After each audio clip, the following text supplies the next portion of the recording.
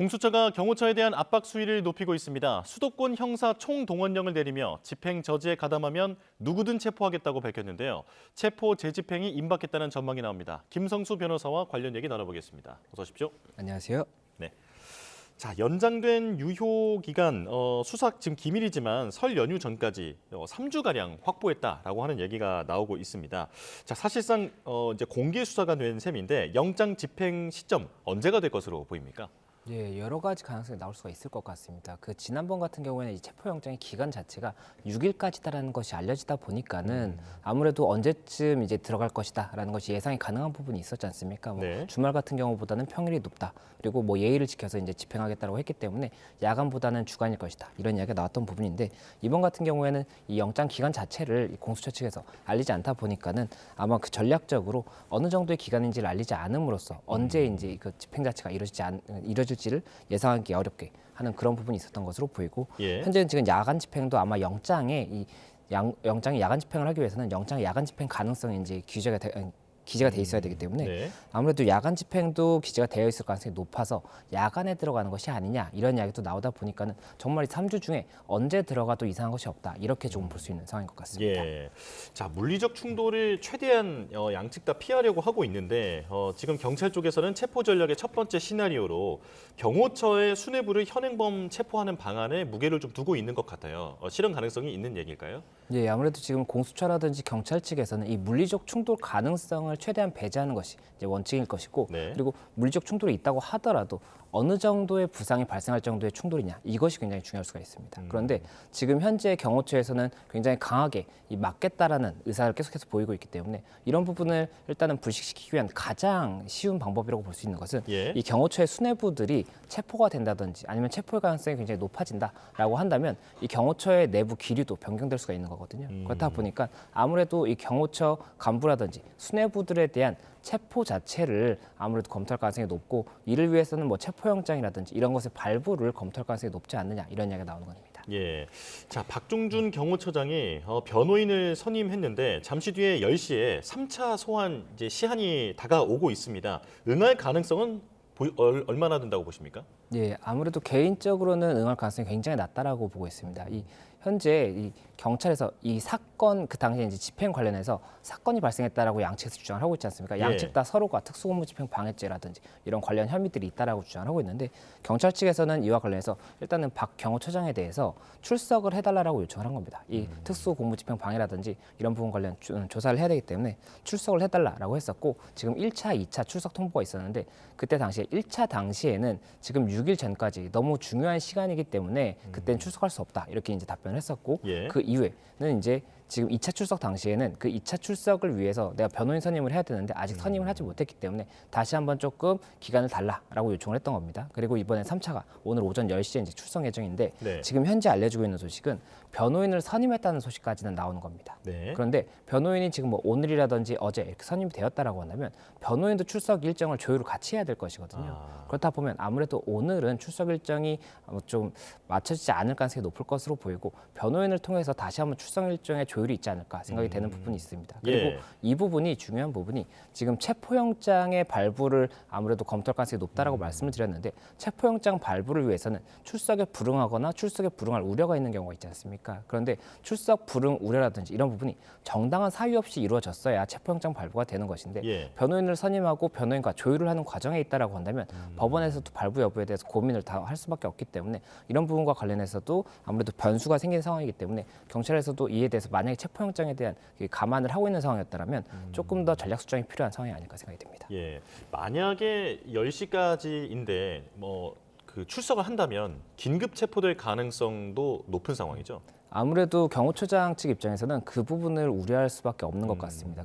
김용현 전 장관이라든지 이 관련 사령관들의 사건들을 보면 검찰이라든지 이 수사기관에서 수사를 하고 그 다음에 보통 이게 수사를 하게 되면 혐의에 대해서 부인을 하는지 인정을 하는지가 진술을 하게 되지 않습니까? 예. 그런데 부인을 하게 되고 만약 그 과정에서 증거를 인멸할 우려라든지 아니면 이 사람이 중형에 처해질 것으로 예상이 되기 때문에 도주할 우려가 있다고 한다면 긴급 체포를 바로 할 수가 있습니다. 그렇기 때문에 수사기관에 출석을 하고 수사를 받는 과정에서 긴급 체포가 될 가능성이 높다 이렇게 생각을 한다면 예. 그 부분 관련 긴급 체포의 가능성 때문에라도 쉽게 출석을 하기는 어려울 수가 있기 때문에 그런 부분까지도 감안이 되지 않을까 생각이 듭니다. 예, 이번에 소환에는 이번에도 아마 응하지 않을 가능성이 높아 보인다 말씀을 해주셨고요. 자, 그리고 경찰은 이번에 수도권의 형사 총동원령을 내렸습니다. 기존 인력까지 합치면 한 1,000명 정도가 된다고 하는데 그런가 하면 국수본은 경찰 특공대, 장갑차, 헬기 동원 같은 것은 소설 같은 얘기다라고 하면서 선을 그었거든요. 자, 형사 총동원령을 내렸고 어떤 특수 인력에 대해서는 선을 그은 상황. 현실적인 어떤 방법은 뭐라고 예상할 수 있을까요?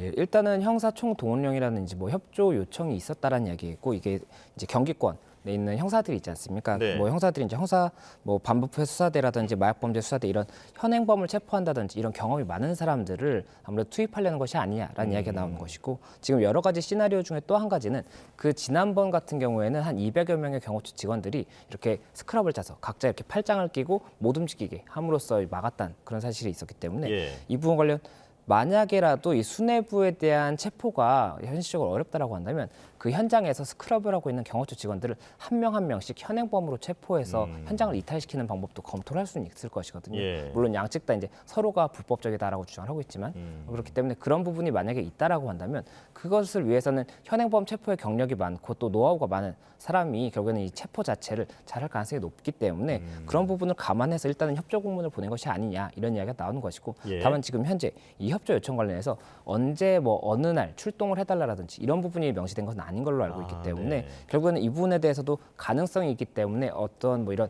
협조를 받을 수 있다라는 모양새를 보인 것이지 아직까지 뭐 구체적으로 정해진 것은 없다라고 생각이 되는 부분이 있고 실제로 이렇게 진행을 한다라고 하면 이에 대해서도 또 여러 가지로 굉장히 많은 또 가능성, 뭐 예. 문제가 발생할 가능성 이런 것들도 고민을 해야 될 것이기 때문에 공수처와 경찰에서 이 부분에 대해서도 종합적으로 검토하지 않을까 생각이 됩니다. 예, 현행범 체포를 포함해서 물리력을 동원하는 것은 충분히 전망이 되지만 어떤 유혈 사태 같은 것만큼은 막기 위해서 어떤 강경 진압까지는 좀 조심스러워하는 것 같다라고 분위기를 볼 수 있을 것 같은데 지금 이 전략이 어떻게 진행될 것인가에 대해서 지금 취재가 많이 이루어지고 있는데 기자들이 워낙 많이 몰리다 보니까 지금 공수처와 경찰도 전화로만 지금 협상을 하고 있다고 하더라고요. 자, 손발을 제대로 맞출 수 있겠느냐라고 하는 우려도 나오고 있는데 어떻게 보십니까? 예, 아무래도 그 부분도 우려가 될 수밖에 없는 것 같습니다. 공수처와 경찰 쪽에서 이제 전화로만 소통을 한다라고 한다면 구체적인 이런 뭐 내용을 보면서 결정을 해야 되는 부분도 있을 수가 있지 않습니까? 그래서 그런 부분에 대한 우려도 있을 것이고 또 만약에 결국에는 경찰의 인원이 굉장히 많이 동원이 될 가능성이 높은데 예. 경찰 내부에서도 말씀드렸던 것처럼 언제 일자를 뭐 할 것이다라는 걸 경찰 내부에 알리게 되면 이게 또 유출이 될 수가 있지 않습니까? 그렇다 보니까 경찰 내부에서도 어떠한 안을 짬에 있어서 어떤 팀이 뭐 언제 출동을 하고 어떠한 역할을 맡고 이런 부분을 정확하게 이제 이 내용을 상의한다든지 준비하는 그런 과정이 조금 많이 부족할 수가 있거든요. 그렇다 보니까 이런 점에 대해서도 여러 가지로 고민을 할 수밖에 없는 상황이 아닌가 생각이 되고 예. 결국에 또 경호처는 우리들이 지금 적법한 공무집행이다라고 주장을 하고 있기 때문에 이에 대해서 또 여러 가지 시나리오를 두고 경호처도 준비를 하고 있을 것이기 때문에 어떻게 될 것인지 봐야 되고 또 그리고 앞서 말씀하셨던 것처럼 헬기라든지 이런 동원은 불가능할 것이다라는 이야기가 나오고 있지 않습니까? 네. 그렇다 보니까 현실적으로 불가능한 것인데 그 부분 관련 만약에라도 또 뭐 여러 가지 가능성을 고민을 해봤을 때 현실적으로 가능한 부분이 있다라고 한다면 일부 장비는 동원될 여지도 있지 않을까 생각도 되는 부분이 있기 때문에 예. 정말로 아직까지 여러 가능성이 있고 3주라는 기간이 있다라고 한다면 이것이 한 차례 집행의 시도가 있을 것인지 예. 아니면은 한 차례 이후에 또 여러 차례 집행이 더 시도가 있을 것인지도 추가적으로 봐야 되는 상황이 아닌가 생각이 듭니다. 예, 영장 기한이 3주다라고 하는 것은 사실은 이제 추측일 뿐인 추측. 상황이긴 하죠. 자, 오동훈 공수처장이 지금 영장에 대항할 수 있는 그 어떤 명목과 어떤 법도 없다고 단언한다라고 경호처를 향해서 메시지를 전했습니다.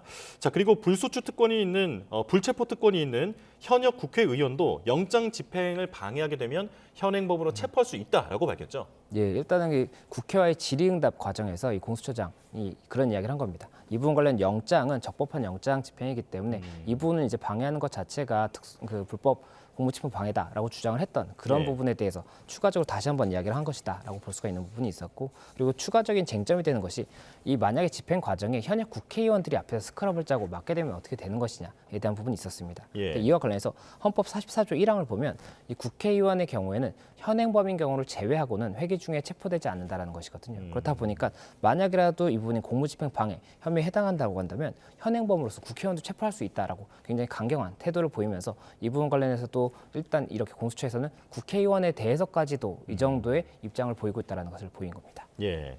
자, 그런가 하면 지금 경호처가 특수 공무집행 방해뿐 아니라 범인 은닉죄도 적용될 수 있다라고 하는 얘기가 나오고 있는데요. 자, 좀 자세히 설명해 주실까요? 예, 일단은 이게 경호처가 이 대통령에 대한 부분에 대해서는 주장을 하고 있는 것이 대통령 경호법 그리고 또 이 형사소송법 110조의 이 군사상 비밀을 유하는 장소 이 두 가지를 이유로 해서 네. 수색이라든지 이런 부분을 이제 불허하고 있는 거지 않습니까? 네. 그런데 이 경호처의 수뇌부가 만약에 체포영장의 대상이 된다라고 한다면 이 경우에는 수뇌부 체포에 대해서는 대통령 경호법이 대상이 되지는 않을 것으로 보인다라는 네. 이야기가 나오는 것이고 이 형사소송법 110조에 대해서는 지금 영장 발부에서도 기재가 돼 있는 뭐 그런 부분 때문에 또 법적인 쟁점이 있거든요. 그렇다 보니 이에 대해서 만약에 수뇌부 체포를 막는 그 과정에 있어서는 특수 공무집행 방해 같은 경우 외에도 범인 은닉죄, 형법상의 이제 범인 은닉죄 같은 경우 이 151조 1항에서 또 처벌 규정을 두고 있기 때문에 이 범인 은닉죄까지도 성립될 수가 있다라는 주장이 나오고 있어서 이에 대해서도 뭐 경호처 내부에서도 여러 가지 법률적인 검토를 하지 않을까 생각이 듭니다. 예, 그러니까 대통령 체포가 아니라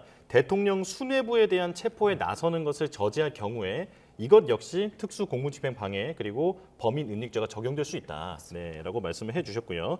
자, 그리고 경찰은 경호처에 그리고 윤 대통령 측은 경찰에 서로에 대한 어떤 신원 확인을 요청했는데 이건 어떤 목적입니까? 예, 일단 서로 신원 확인 이제 정보 공개를 청구한 것으로 보입니다. 정보 공개 청구를 하면 이 부분 관련해서는 답변을 해야 되는 부분이 있거든요. 예. 그래서 이 관련해서 일단은 각각 서로가 지금 불법 공무집행 방해를 하고 있다라고 주장을 하고 있기 때문에 예. 결국에는 특정을 해서 고발을 하겠다라는 취지로 일단 신원 확인 요청을 한 것이 아닌가 생각이 되는 것이고 다만 이 고발이라든지 고소 같은 경우에 일단 고소장이나 고발장을 제출할 때는 신원 확인을 명확하게 하지 못했다고 하더라도 성명 불상자로 해서 고소나 고발을 할 수는 있습니다. 네. 다만 지금 같은 경우에 신원 확인을 미리 요청을 하는 것 자체가 이 신원 확인을 특정을 미리 해서 고소 고발장을 작성하기 위한 것인지 그렇지 않으면 이 부분 관련해서 뭐 경호처라든지 서로 간에 이 부분 우리가 이렇게 형사적인 조치를 취할 수 있다라는 것을 알리기 위한 그런 목적인 것인지는 봐야 되는 것으로 보이고 예. 그리고 실제로 지금 서로 간에 이 각각의 수뇌부에 대해서는 고발이 있었다라고 보이는 부분이 있거든요. 그렇다 보니까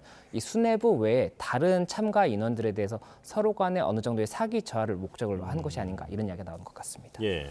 자, 그리고 오동훈 공수처장이 경호처 지휘 협조에 응하지 않고 있는 최상목 대행에 대해서도 비판을 이어갔는데 이 공수처법을 보니까 대통령 그리고 대통령 비서실의 공무원은 이런 공수처 관련돼서 일체 관여 행위를 하면 안 된다라고 적혀 있더라고요. 이것 때문에 지금 그런 법리상의 어떤 충돌이 있기 때문에 관여를 안 하고 있다라고 지금 분석이 나오는데 이건 어떻게 보십니까? 예, 지금 최상목 권한대행 같은 경우는 이제 대통령의 권한대행이지 않습니까? 그러면 대통령 같은 경우에는 이 정부조직법 제11조에 의해서 중앙행정기관의 장에 대해서 지휘감독을 할 수 있는 권한이 있고 그분 그렇다면 경호처에 대해서도 경호처장을 통해서 경호처의 이런 기류를 지휘감독할 수 있는 부분이 있다라는 것이 이제 일방의 주장인 것이고 네. 또 이제 다른 일방의 주장은 이에 대해서 공수처법 3조 3항 방금 말씀하셨던 그 규정에 의해서 이 대통령이라든지 대통령 비서실 공무원은 이 공수처 업무 보고 자료 제출 요구, 협의 등 일체 관여 행위를 하면 안 된다 이렇게 지금 이야기를 하면서 이 부분 공수처의 이런 협조 요청에 대해서 응하지 않아야 한다는 것이 일방의 주장이고 또 다른 일방의 같은 경우에는 이 부분에 대해서 응해야 되고 응하지 않으면 이것이 직무유기가 된다라고 주장을 하고 있거든요. 그래서 이와 관련해서 법적인 충돌이 있기 때문에 어느 쪽의 주장이 맞는지는 결국에는 뭐 재판부에서 만약 형사적인 문제가 된다라고 한다면 재판부에서 판단을 하고 이에 대한 확정을 하지 않을까 생각이 듭니다. 예. 자, 마지막으로 그 헌재 발언에 대해서도 좀 질문 하나 드리겠습니다. 그러니까 계엄 포고령이 헌법에 부합하지 않는다라고 하는 헌재 사무처장의 발언이 있었는데 이에 대해서 지금 심리도 열지 않은 상황에서 위헌성 여부를 결론 내렸다라고 하는 비판이 이제 여권에서 나오고 있거든요. 이 부분은 어떻게 보십니까? 예, 이 헌재 사무처장이 이제 국회에서 질의응답을 하는 과정에서 이 부분 관련해서 포고령의 이 성격에 대해서 이제 진술한 겁니다. 그렇다 보니까 이에 대해서 헌재 어쨌든 사무처장이면 헌법재판소의 판단이라고 볼 수는 없는 거지 않습니까? 법원의 예. 판결이라고 볼 수는 없는 거지만 다만 그럼에도 불구하고 이런 판단 자체가 어쨌든 헌재의 입장으로 볼 수가 있는 부분이 있기 때문에 이에 대해서 여러 가지 해석이 나오는 것이고 예. 다만 이 부분 판단이 없는 상태에서 이 부분을 단정할 수 있는 것은 아니기 때문에 이 헌재 사무처장의 의견이다라고 봐야 되는 것이고 이것이 개인적 의견으로. 예, 헌법재판소의 판결이라고 볼 수는 없는 그 부분이라고 제가 좀 구분해서 봐야 예. 이 부분에 대한 혼란이 없을 것으로 보입니다. 네, 알겠습니다. 자, 여기까지 듣겠습니다. 김성수 변호사와 함께했습니다. 고맙습니다. 고맙습니다.